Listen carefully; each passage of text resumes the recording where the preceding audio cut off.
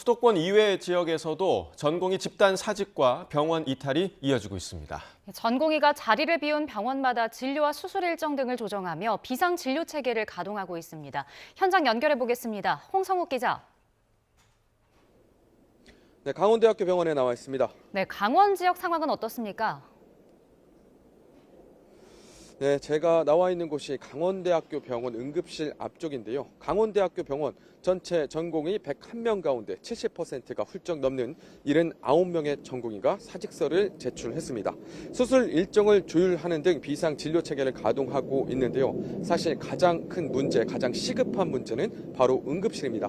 제 뒤쪽으로 보이는 곳이 바로 응급실 앞인데요.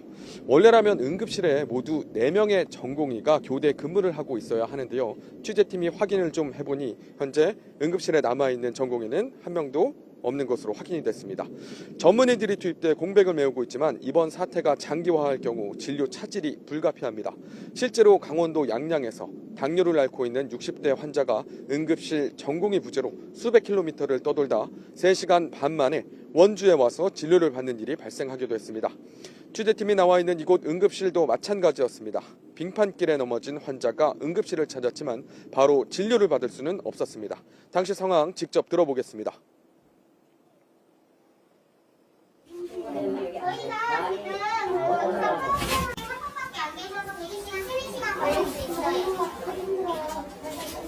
그러니까 3-4시간 걸릴 수 있다고 먼저 설명을 드리는 거예요.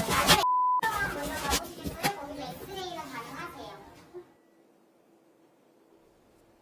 네, 대형 병원의 의료 공백, 일반 병원으로 이어지고 있죠. 네, 그렇습니다. 실제로 강원도 원주의 한 병원에서는 환자와 보호자를 상대로 서약서를 받고 있는 것으로 알려졌습니다. 일반 병원에서 치료가 어려운 응급 환자가 발생하면 상급 종합병원인 대학병원 등으로 환자를 이송시키기도 하는데요. 대학병원 의료 파업으로 이 환자 전원이 불가능할 수 있다는 겁니다.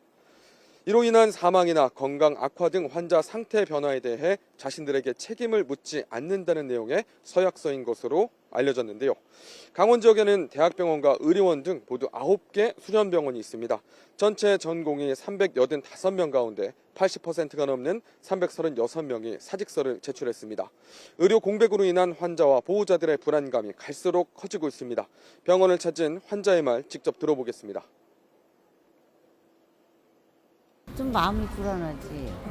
아무래도 이렇게 의사가 또 나가면 어떡하나 하는 생각도 진료를 그렇게 되면 못 받잖아. 약을 타가지고 가야 되는데 처방을 해줘서. 네, 강원도는 비상진료 대책을 세우고 의료원 등 공공의료기관으로 환자를 분산시키는 데 집중하고 있습니다. 지금까지 강원대학교 병원에서 YTN 홍성욱입니다.